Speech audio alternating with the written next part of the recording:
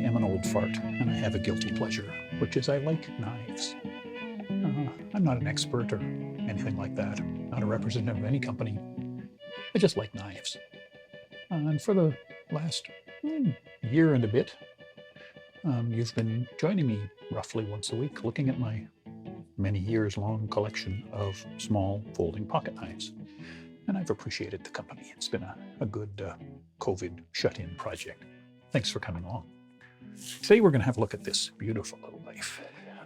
This is from Tactile Turn, and I'm not sure the perfect way to pronounce this knife. I'm going to say Bexar, but we'll talk about that a little bit. And a knife that it turns out I like a lot, and I'll explain why. I've come to like modern slip-joint knives, and I was also aware of the Tactile Turn company for quite a long time because they make other products. I've got, for example, I've got several of their pens. They do titanium and other metal turning and machining. And this is a really nice titanium side click pen that I am very fond of. So I was aware of them and impressed with their products. And so not long ago when they came out with a couple of knives, I thought, oh, I've got to try that, because I had high hopes that they would be good. So formally, this is the Tactile Turn. Now it's called, I'm not sure how to pronounce it. It's spelled B-E-X-A-R. And I naively and almost certainly incorrectly called it a Bexar for many, many months. Why wouldn't you? B-E-X-A-R. And then Nick Shabatz commented in one of his videos on the pronunciation. I thought, oh, that's interesting. So I did a little bit of research on it, and what I have learned is this, that Bexar is a county in Texas. It's the area around San Antonio. The letter X, of course, in Spanish is often pronounced H, hence that natives tend to call Mexico, Mexico. Pronouncing it like an X is an anglicization. So if it's Mexico, is it Bexar? And according to Wikipedia, yes, it should be Bexar. However, also according to Wikipedia, people who live in Bexar County have kind of localized the name, and they tend to pronounce it bear, almost like the animal. So this is either a Bexar or a bear or a bear, something like that. So I think I'll call it Bexar, just to try to stick to the dictionary pronunciation guide. So anyway, how interesting. It's a slip joint. It's running on washers, so in a traditional slip joint with a back spring. You can see the back spring operating there. And it is a nail nick opening slip joint. There's the nail nick. Although we'll come back to this. The nail nick is more decorative than practical. It's not really deep enough to get your nail in. So I just grab the top of the blade with the meat of my hand when I want to open it. And being a traditional slip joint, there is a good half stop there, and then a firm opening lock, but not a locking blade. In places where you're not allowed to have locking blades, this one would be okay. The size is worth commenting on. Before I get to the length, this is thin. Look at that. That is thin. Let me just put my standard comparison knife up here. Is the mini Griptilian. Look at that difference. Is that half, maybe? This is a really thin knife, which makes it very pocket friendly. We'll come back to that. The length, if I open it up, it's, I shouldn't have brought that up yet. It's 171 millimeters open, which is a little short, a little on the low end of the medium-sized range. It's 0.93 pocket calculators. And if that international standard measure isn't enough, we'll do some comparisons. So it's almost the same as the mini Griptilian. This is 171. This is 172. So, plus or minus a millimeter, basically the same. Probably makes sense to compare it to other slip joints, though. So the Lion Steel Best Man is a little smaller, 168 millimeters, 171. More or less the same size, slightly longer than a Best Man. Ditto for the Benchmade Proper, 171, 169. So a couple of millimeters longer than the Benchmade Proper, but sort of the same, let's say. The weight is also really worth commenting on. This thing is light. This is 57 grams. That's light. Mini Griptilian, for example, 80 grams. So like way lighter. It's lighter than the Lion Steel Best Man. It's lighter than the Benchmade Proper. And in fact, and this is really shocking, it is the same weight as the stupidly light Benchmade Bug Out. It's a light knife, which is quite neat. Very pocket friendly. The blade is beautiful. The blade is clip point blade, 20 CV steel with a stonewash finish. Now, according to their website, you can order it with a MagnaCut steel blade. MagnaCut is the latest cool invention steel, and I don't have any yet. I'd love to try some. They were out of stock. So I don't know whether MagnaCut is something they plan to do or whether they just immediately went out of stock. So anyway, this is the 20 CV steel. 20 CV is a steel I like very much. Really holds an edge well. Not super easy to sharpen, but works okay with diamond stones. As I said, it's a clip point blade. I think it's very attractive. I think clip point blades suit slip joint knives, just because they're part of that nostalgic look, Grandpa's pocket knife. It's a little under 3 inches in length, 2.8-inch blade. So it's about as legal as a knife can get, right? Under 3-inch blade, that matters in some places. Non-locking blade, that matters in some places. So it's a knife that should be okay to carry nearly anywhere. The body is titanium. It's not scales, it's just solid titanium slabs. And you can see that there are diagonal grooves milled throughout the whole body. Both sides is this diagonal milling, which looks nice and it gives a bit of a texture. So there's definitely some grip there. And it's thin, I mentioned that. There is no clip. It is definitely designed to be an in-pocket knife. There is no lanyard hole, but there is a lanyard pin, and it comes with a lanyard. Ambidextrous? Yeah, fully ambidextrous. It does have a presentation side. On this side, it says tactile, and there's those decorative nail nicks. But other than that, it is fully ambidextrous, being a slip joint. Open it with both hands, close it with both hands, no clip, so fully ambidextrous.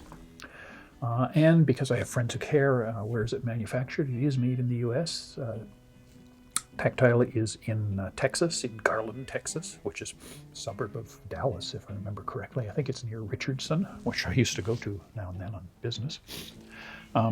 Sadly, it is not made in Bexar, which is part of San Antonio. That would have been cool, but anyway, it is made in the US in Texas. So if you care about that, check that box.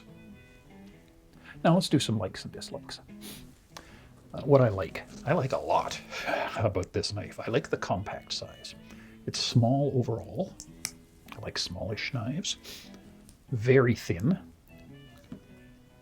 And yet, by the way, despite being so thin, like there's not a lot of tolerance there, despite being so thin, it is beautifully centered. The blade sits beautifully centered in that tiny gap, so well done.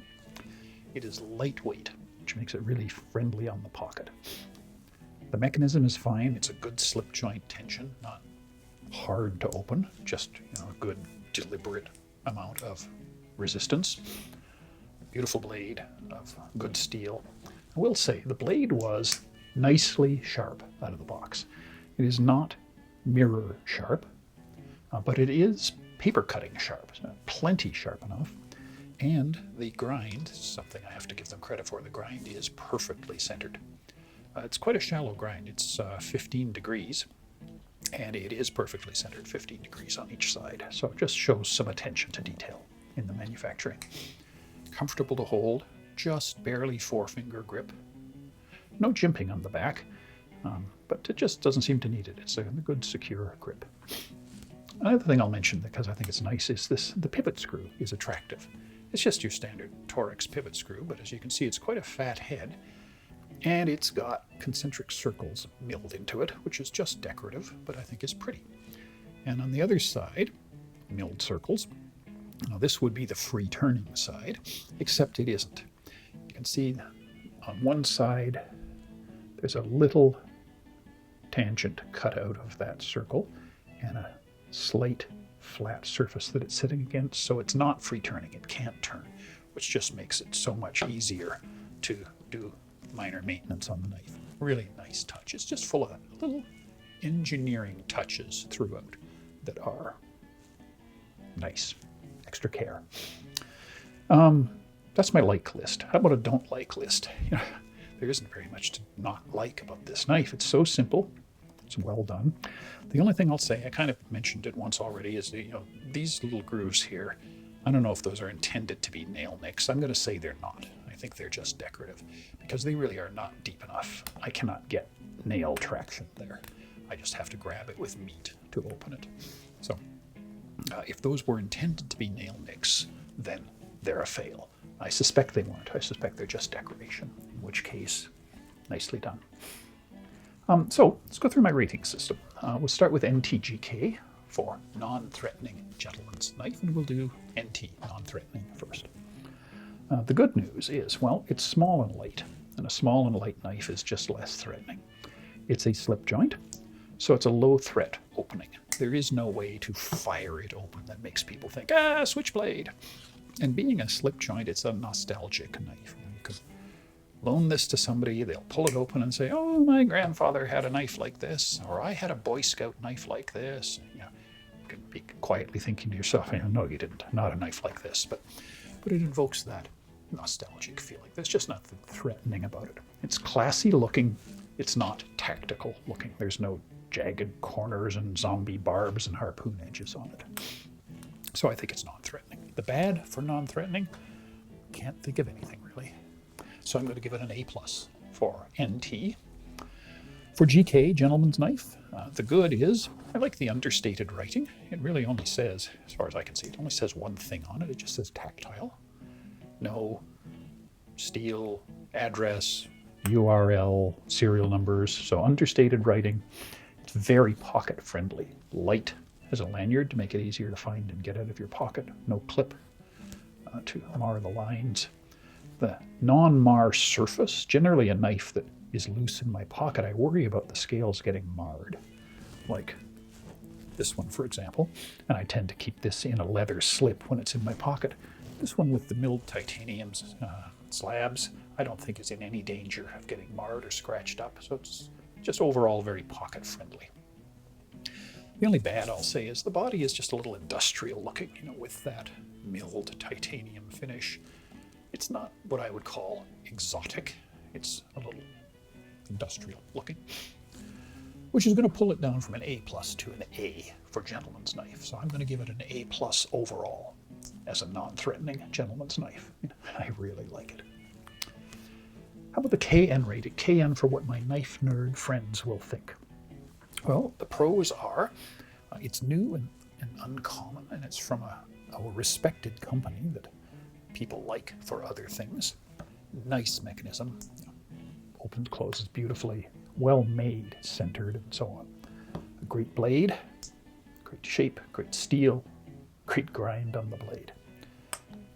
Great manufacturing, and nice little touches like that tangent there to prevent this side from being free turning. I just think there's a great deal to admire about it. The only con I can think of is that some knife nerds just don't like slip joints, and well, I don't really care. Those are not the knife nerds I'm trying to impress. So I'm going to give it an A as a KN rating. And for the cut myself rating, well, it'll get an A because I've never cut myself on it, but I'm actually going to give it an A+, because I think slip joints are just inherently safer, and I am unlikely to cut myself on this knife. So that brings us to the end. A fairly short look at this knife. It's so simple, there just isn't a whole lot to say. It's a beautiful knife. It's from a respected company. I love their other products. I love that they're entering knives. This one is just an A+. It's compact, it has a great mechanism, it has a great blade, and beautiful manufacturing. They do make another knife, the flipper, that I can't find. They're out of stock everywhere, but I'm so impressed with this one that I'm looking forward to trying one of those too. So, well done, guys. One of my favorites. Thanks for watching, and we'll see you again. Bye-bye.